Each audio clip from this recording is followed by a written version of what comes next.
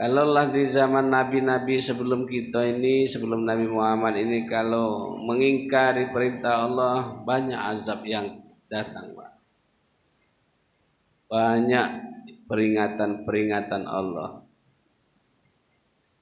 Nabi kita Muhammad SAW banyak juga umatnya menerima musibah-musibah itu, tapi tidak secara totalitas.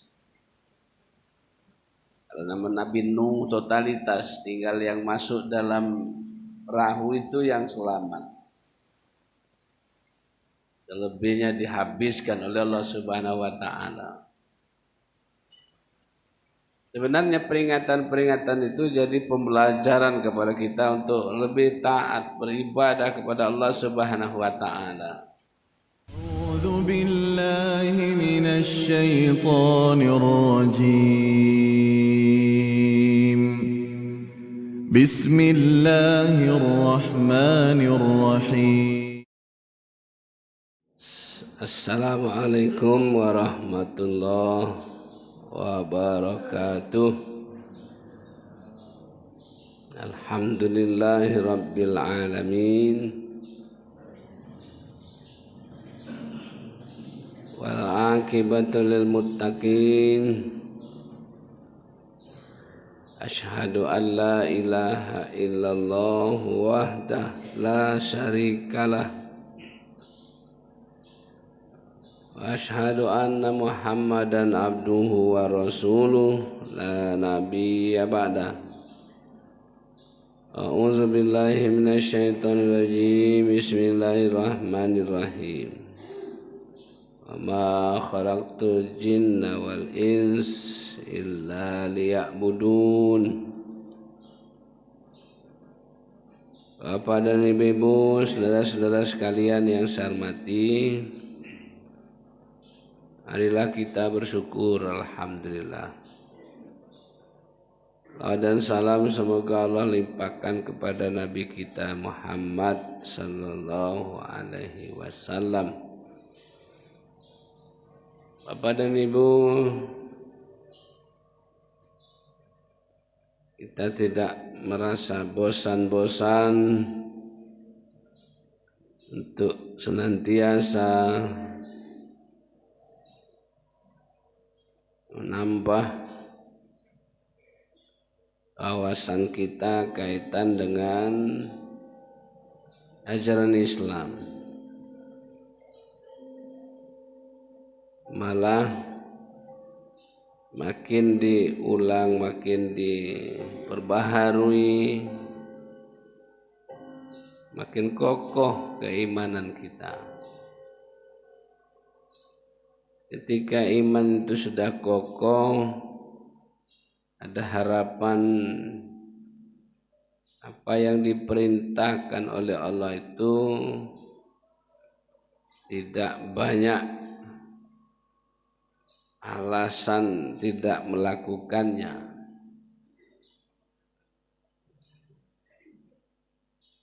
Bapak Ibu saudara-saudara sekalian,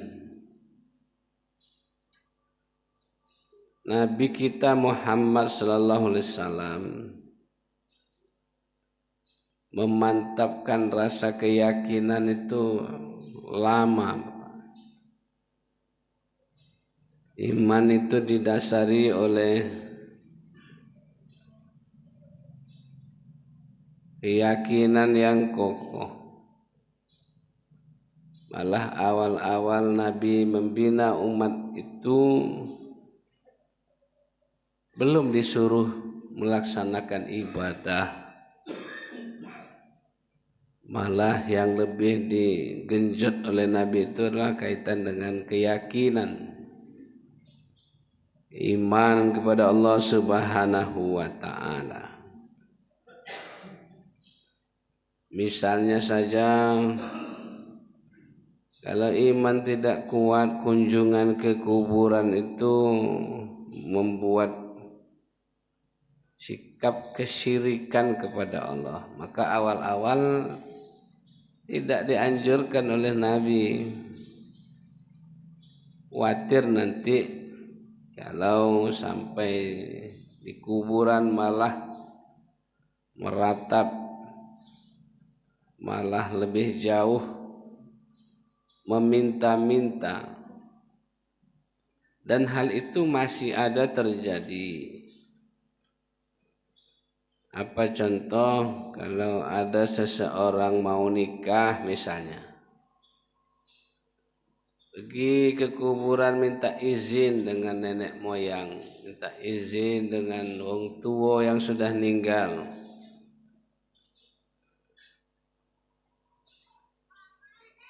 Dikhawatirkan itu. Oleh karena itu pagi ini kita mengkaji apa perlunya kita beribadah kepada Allah itu. Apa kita menyembah Allah? Yang pertama memang perintah Allah bahwa kehadiran kita di permukaan bumi ini tidak ada lain hanya untuk beribadah. Kasarnya Pak, kasarnya tidak Allah ciptakan kita ini kalau tidak beribadah. Tapi nyatanya banyak orang tidak beribadah, berarti melanggar perintah dan kehendak Allah. Malah yang lebih hebat lagi adalah Allah kan sudah menciptakan setan katanya. Tugasnya untuk merayu, menggoda manusia. Jadi tidak salah kita katanya. Salah Allah, Masya Allah. Na'udzubillah min zalik kalau ada pemikiran macam itu. Kalau Allah nyuruh kita masuk surga, ngapa Allah menciptakan setan untuk menggoda manusia? Wah, ini agak ramai perbincangan di tengah-tengah kehidupan manusia khusus umat Islam. Allah menciptakan kita dan membuat juga alat untuk menggoda kita. Pertanyaannya, salah Allah apa salah manusia? Singkat saja, salah manusia.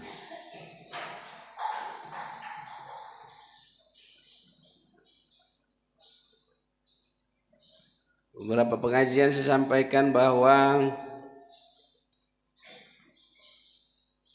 orang yang beriman itu punya alat, dan juga orang yang tidak beriman ada juga alatnya, itu cuman agak kurang alatnya. Tahunya kita Allah melalui firman Allah, melalui Al-Quran. Firman Allah banyak yang menceritakan bahwa Allah itu maha segala-galanya melalui Al-Quran. Tahunya kita Nabi Adam itu ceritanya dalam Al-Quran. Nabi-nabi yang lain itu banyak dalam Al-Quran ceritanya. Kalau tidak ada Al-Quran tidak tahu gitu Pak. Malah tahunya orang bahwa manusia itu berasal dari sejenis kera. Oh, dalam Al-Quran bukan kera Pak, Nabi Adam. Tahunya kita ada hari akhirat itu dalam Quran, firman Allah, wa bil akhirati hum yuqinun, akhirat yakin kita ada. Salahnya salah manusia. Yang tukang buat pisau, parang, sabit, dia buatnya tidak salah Pak. Yang salah yang mempergunakan parang itu. Mempergunakan parang. Jadi orang kenal kepada Allah karena firman Allah melalui Al-Quran. Nah, macam mana wong tidak sampai dakwah Islam itu? Malah ada juga yang punya pendapat macam itu pada jadi Wong kubu bae Pak, wong kubu. Wong apa kubu itu masyarakat atau ada kelompok manusia yang pergi ke hutan. Dalam sejarahnya itu adalah dulu ketika melawan Belanda mereka tidak mau dijajah, lari ke hutan. Awal-awalnya tahu orang hutan itu bahwa Allah itu ada, tapi selama kelamaan karena tidak ada siraman dakwah, dia tidak mengamalkan apa yang diperintahkan dalam Al-Quran. Nah, sekarang pertanyaannya, salah Allah lari ke hutan itu apa salah dia? Nah, itu jawabannya rata-rata salah manusia. Tidak mempergunakan apa yang Allah firmankan dalam Al-Quran. Yang kedua, mengenal Allah itu melalui akal manusia. Orang kubu itu ngapo punya akal, tanyoi ke masjid raya apa Allahu Akbar azan tuh untuk sholat. Macam mana sholat itu? Dia kan punya akal. Artinya fasilitas yang Allah berikan itu tidak dimanfaatkan dengan maksimal, terutama akal manusia. Ternyata akal manusia itu bila dibandingkan dengan ilmu manusia, ilmu Allah, wah jauh Pak. Jauh. Pesawat misalnya, hebat manusia menciptakan pesawat ulung gitu. Memang di satu sisi hebat Pak, kok besi bisa terbang. Kalah dengan apa itu, capung. Capung terbang dia tidak pakai minyak Pak. Tidak pakai apa namanya minyak kapal terbang tuh. Tidak. Burung terbang mana ada pakai. Lebih hebat lagi tuh. Oh Pak, ikan tuh Pak berenangnya cuma berapa kilo. Ibu dikaji lagi. Tahanan dia dalam air tuh hebat nih tuh Pak. Dia tidak perlu nak ke daratan, tidak perlu. Malah mati dia kalau ke darat.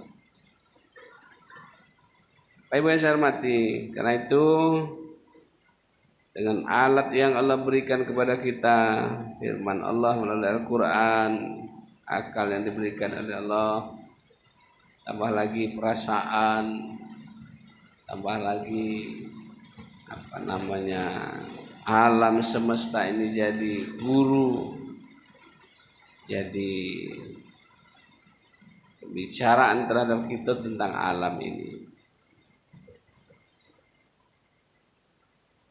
Pertama tadi kita perlunya kepada Allah itu karena memang perintah Allah. Nah, perintah Allah itu sampai sekarang banyak yang tidak diindahkan. Kalaulah di zaman nabi-nabi sebelum kita ini, sebelum Nabi Muhammad ini, kalau mengingkari perintah Allah, banyak azab yang datang, Pak. Banyak peringatan-peringatan Allah. Nabi kita Muhammad SAW banyak juga umatnya menerima musibah-musibah itu, tapi tidak secara totalitas. Nama Nabi Nuh totalitas, tinggal yang masuk dalam perahu itu yang selamat. Selebihnya dihabiskan oleh Allah Subhanahu wa taala. Sebenarnya peringatan-peringatan itu jadi pembelajaran kepada kita untuk lebih taat beribadah kepada Allah Subhanahu wa taala. Kayak sekarang di Cianjur tuh Pak ya, Masya Allah. Berapa yang meninggal Pak RT? 300 lebih ya. 300 lebih. Hanya peringatan yang amat ringan sebenarnya, amat sebentar. Digoyangkan, digempokan. Tidak lama itu Pak. Itu perintah Allah Banyak perintah Allah yang justru tidak dilaksanakan, yang dilarang malah dilaksanakan, masya Allah. Yang kedua, perlunya kita kepada Allah itu karena terlalu banyak sayang Allah kepada kita. Malah dalam ayat dihitungkan lagi, kalau kamu nak bersyukur, nak terima kasih, nak nyatatnya betapa hebatnya pemberian Allah kepada kita, tidak tercatat. Saking kebanyaknya, Pak. Dua tahun yang lalu terasa bahwa betapa banyaknya pemberian Allah kepada kita dirasakan oleh manusia dengan membeli oksigen.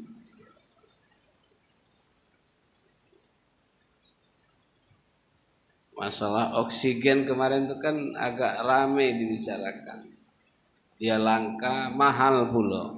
Dia langka, mahal. Menjadi pemikiran bagi kita selama ini kita tidak beli, tidak langka. Berapa kali kita nak ngisap udara apa ciptaan Allah ini, silakan tanpa bayar. Ini jadi pemikiran kita betapa maha pengasih, maha penyayangnya Allah kepada kita. Karena nyoba-nyoba Pak, dari ujung rambut sampai ujung kaki menghitung alangkah hebatnya, alangkah banyaknya pemberian Allah kepada kita tanpa dibayar.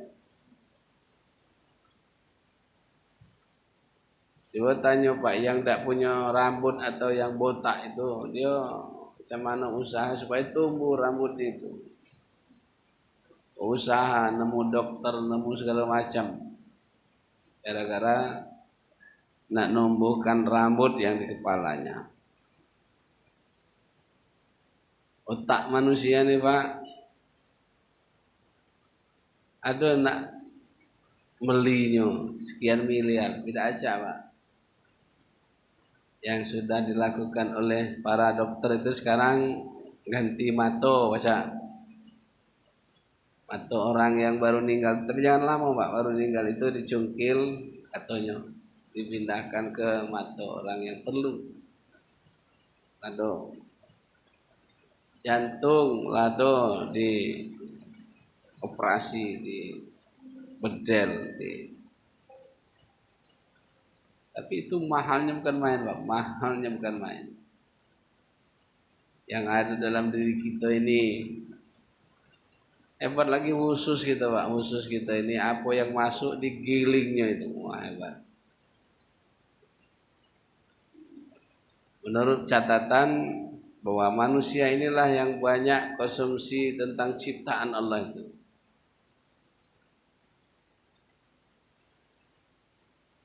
Yang menyamainya itu adalah binatang. Hampir ada yang menyamai seperti anjing, seperti kero. Tapi itu masih ketinggalan oleh manusia, Pak.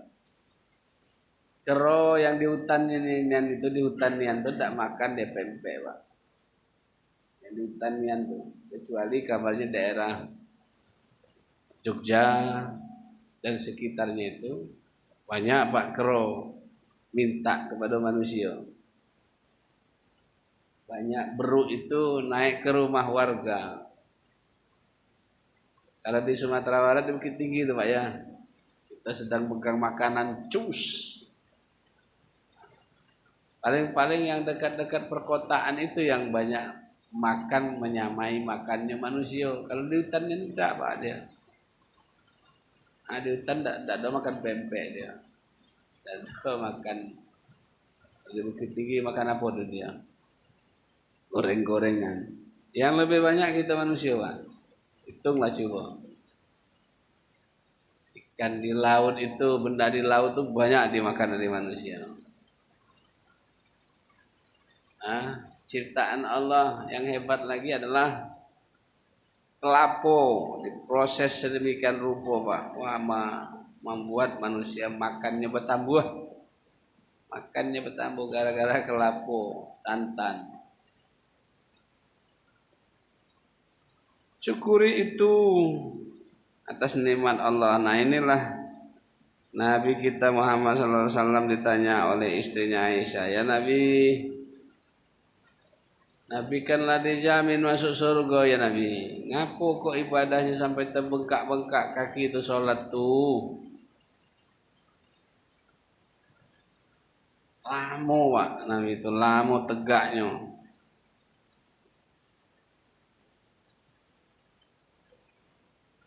Muhammad undusun saya Pak, panjang dikit sholat tuh resah dia. Malah dalam hatinya dem sekali inilah aku sholat berjamaah. Imamnya lamonian. Bengkak. Apa jawab Nabi kita? Ya istriku wahai Umairah, aku sholat ini tanda bersyukur kepada Allah, tanda terima kasih kepada Allah. Di antaranya banyak nikmat yang Allah berikan kepada saya. Bukan berarti karena saya dijamin masuk surga lagi tidak sholat lagi. Enggak. Nah setelah umat Nabi Muhammad belum dipastikan dijamin masuk surga, tapi ibadahnya banyak yang bolong-bolong, ibadahnya banyak bolong-bolong. Allah ajaran Islam itu diambil sepotong-sepotong. Ngapa diambil sepotong-sepotong? Ya karena tidak punya kemampuan melaksanakannya. Padahal satu sisi manusia lebih mementingkan hawa nafsu. Mementingkan hawa nafsu ketimbang mementingkan yang diperintahkan oleh Allah Subhanahu wa taala. Malah pertanyaan-pertanyaan banyak ketika nak melaksanakan perintah Allah itu, sholat misalnya, dipertanyakan itu apa sholat itu? Kan diantaranya supaya kita sehat. Saya rubahlah supaya sehat tuh jalan pagi misalnya, olahraga, maka gawe dia lari pagi, olahraga, sholatnya tidak. Oh, tidak baca dipertanyakan macam itu. Keluarkan zakat, lemak nian wong miskin tuh. Aku yang bekerja, aku yang injuknya. Padahal tidak diperintahkan sejuta itu selawe ribu, sejuta selawe ribu. Terus Anda bersyukur kepada Allah Subhanahu wa taala. Kenapa kita bersyukur kepada Allah? Karena itu tadi banyak nikmat Allah yang diberikan kepada kita yang tidak terhitung nilainya. Maka kita wajib beribadah kepada Allah Subhanahu wa taala. Setelah diteliti ternyata Bapak ibadah itu tidak sulit. Malah ada yang kita kerjakan itu bedanya hanya waktunya beda, niatnya, rakaatnya. Bacaan sama, ngadap kiblat tetap. Bedanya waktunya, niatnya dan rakaatnya. Tidak sulit. Jam sholat ini tidak sulit. Apa sulitnya? Tapi lihatlah 3 tempat, 3 kondisi yang orang sering meninggalkan sholat itu. Pertama di saat sakit, Pak. Cobalah cek di rumah sakit itu kamar berapa, namanya siapa yang setiap waktu tetap sholat. Rata-rata tidak sholat. Macam-macam alasannya. Kalau dia kena kecelakaan, tumburan dan lain sebagainya, banyak alasan. Kenapa tidak sholat? Tidak bisa wudhu. Ini luka saya ini tidak baca kena air. Nah, itu ya. Padahal itu kan pasti diganti dengan tayamum. Yang kedua yang sering tinggal Pak di samping sakit, sering kita jenguk, tapi banyak juga Pak yang sakit yang kondisi apu baik dia tetap sholat. Tetap dia sholat Pak. Yang kedua ketika punya hajatan, punya hajatan syukuran. Ingatlah Pak, cek hari-hari Ahad, hari Minggu itu, pengantin-pengantin hari Sabtu, hari Minggu itu, pengantin-pengantin banyak yang tidak sholat. Alasannya diantaranya yo libur lah Pak sekali-sekali, libur lah sekali-sekali. Ada yang viral terakhir ini Pak, diajak sholat, ayo sholat Bu. Sampai salam dengan Allah ya. Aku libur lu. Nah, libur dulu. Libur dulu. Tidak ada istilah itu, tidak ada. Jadi sholatnya tetap. Jadi orang dalam hajatan terkadang banyak yang tidak sholat. Yang ketiga, dalam perjalanan Pak. Apalagi dapat sopir yang non muslim. Dia tidak berpikir, yang penting macam mana tempat tujuan itu tercapai, sampai. Itu banyak Pak, banyak. Ada pula sopir itu yang justru dia ikut sholat juga, wah hebat. Malah hebat lagi dia bawa salinan kayak kain sarung. Tukarnya pakaian kalau dianggap itu najis, kalau kotor pakaiannya, dia banyak kain sarung diganti. Malah dalam perjalanan itu lebih singkat lagi, yang 4 pacak jadi 2. Kecuali yang 3 dan yang subuh tidak pacak dikosorkan, dijamakkan. Ada pula yang marah Pak, lah ngapa zuhur 2 nih, wih.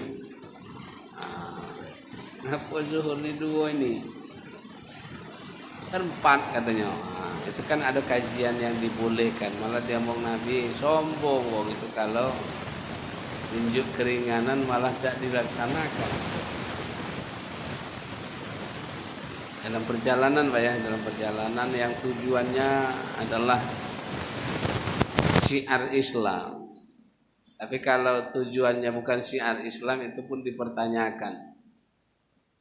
Ngapa jamak qashar Pak? Aku nak maling ke bau. Nak maling, nak maling justru sholat juga jamak qashar dia. Itu tidak dibolehkan, tidak dibolehkan. Ya, bersyukur kepada Allah. Itu perlu kita kepada Allah, itu perlu ibadah kepada Allah karena banyak nikmat. Nah, nak balasnya itu ya bersyukur kepada Allah. Imam Ghazali jawab, tanda bersyukur itu laksanakan perintah Allah, sholatnya, puasa, zakat, haji itu tanda bersyukur, tanda terima kasih.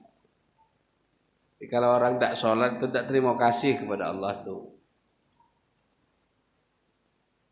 Yang ketiga, perlunya kita beribadah kepada Allah itu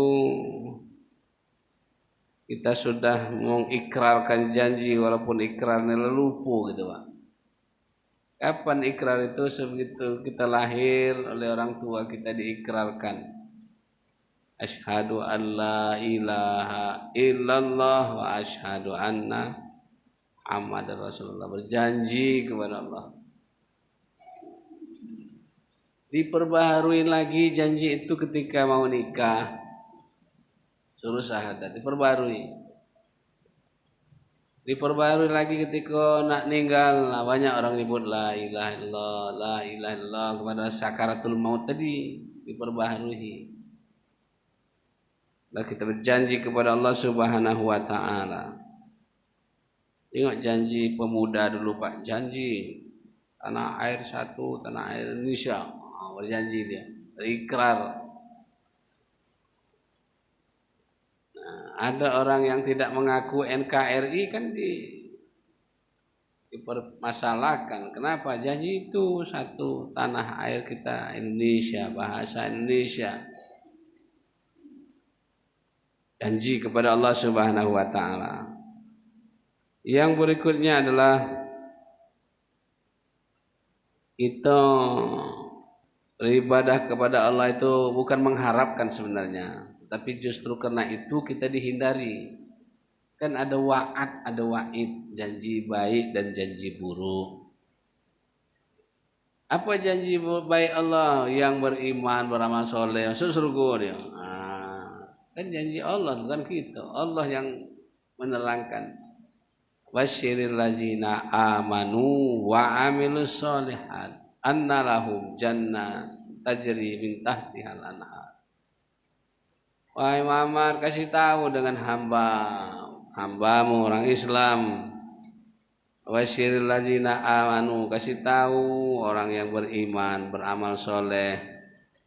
Beriman dan beramal soleh itu tidak dikhususkan kepada orang sugi, orang kaya, tidak Pak disebut itu Pak. Disebut macam itu orang agak keder juga Pak, agak ngeri juga. Tapi tidak sebut situ. Wong miskin asal beriman kena, wong sugi beriman kena.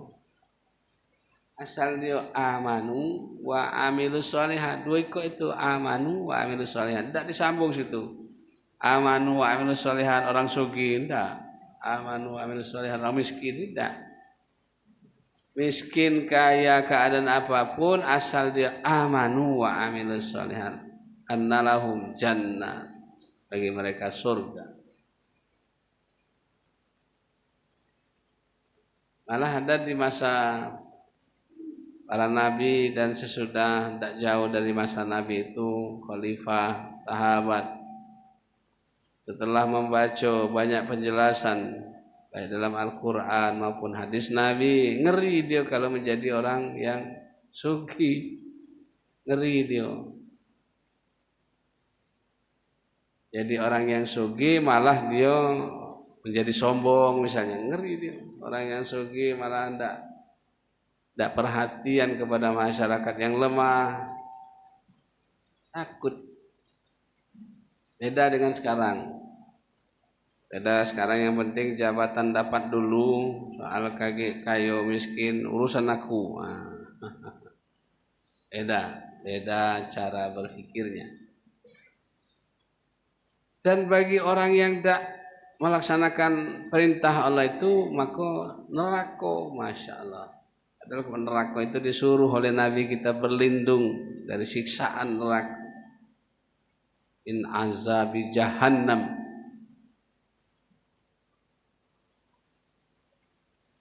Tidak bisa membayangkan betapa pedihnya siksaan neraka itu. Banyak di dalam Al-Quran diceritakan, ada yang pedih, ada yang bersangatan, ada yang kuat, ada yang hebat. Neraka itu. Tapi lucunya Pak, banyak orang milih neraka. Banyak orang yang milih neraka. Padahal neraka itu sisanya bukan main luar biasa. Banyak yang milih. Mana bukti milih? Tidak sholat. Tidak sholat artinya milih dia, milih neraka. Berbuat yang dilarang oleh Allah, milih neraka itu.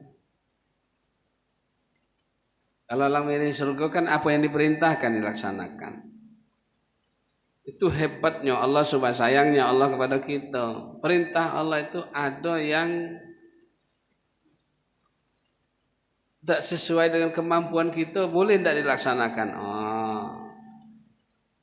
Zakat tuh, zakat tuh. Kalau kemampuan kita tidak sampai situ, boleh tidak zakat. Ukurannya kan emas tuh, emas. Kecuali Pak RT ini emas juga, tapi ya ukurannya itu. Kalau di Muhammadiyah ukuran itu 85 gram. Kalau di Basnas 92 gram. 92 gram itu kali emas waktu itu. Kalau emas sekarang ini sejuta misalnya, 900 segram kali 92. Kalau 100 sejuta berarti 92 juta setahun.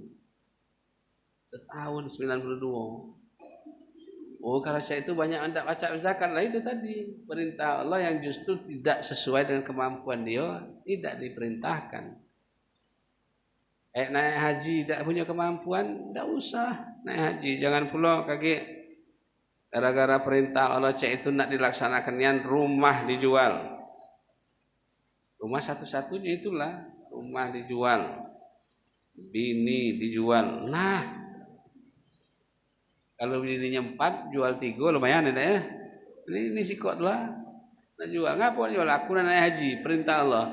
Di rumah ku jual, bini ku jual, anak ku gadaikan.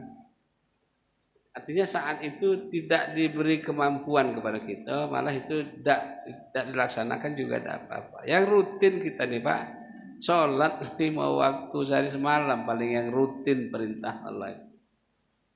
Kalau puasa itu kan setahun sekali sebulan. Kalau zakat kan setahun sekali juga. Haji itu seumur hidup.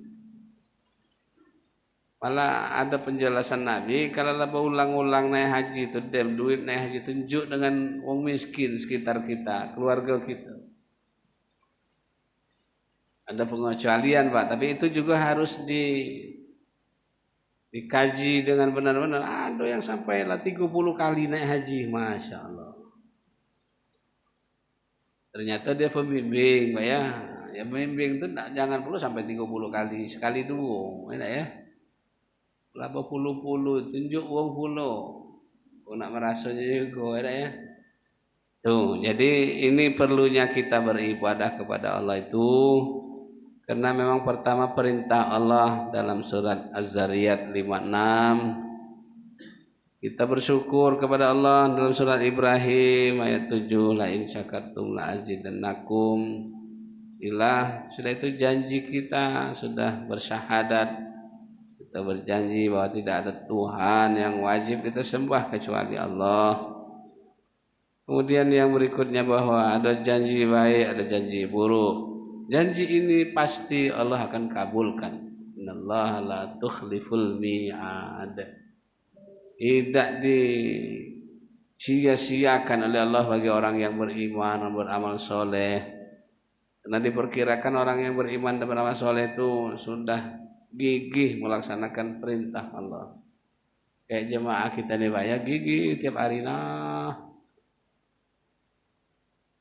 tak jauh, tak dekat, tak hujan, tak panas, terus dia. Wah ini gigih dia, gigih. Karena kegigihannya itu Allah akan membalas. Ya'mal misqala dzarratin khairan yarah, ya'mal misqala dzarratin syarran yarah. Pas setengah 6 lewat sedikit. Kali ini saja yang sempat disampaikan. Mudah-mudahan Bapak ya, mudah-mudahan Bapak kita senantiasa menjadi hamba-hamba Allah yang diharapkan mengamalkan perintah Allah. Jangan lupa pula kita terhadap generasi-generasi sesudah kita menjadi pengikut Islam yang benar-benar mengamalkan ajaran Islam dalam hidup dan kehidupan kita. Terima kasih. Assalamualaikum warahmatullahi wabarakatuh.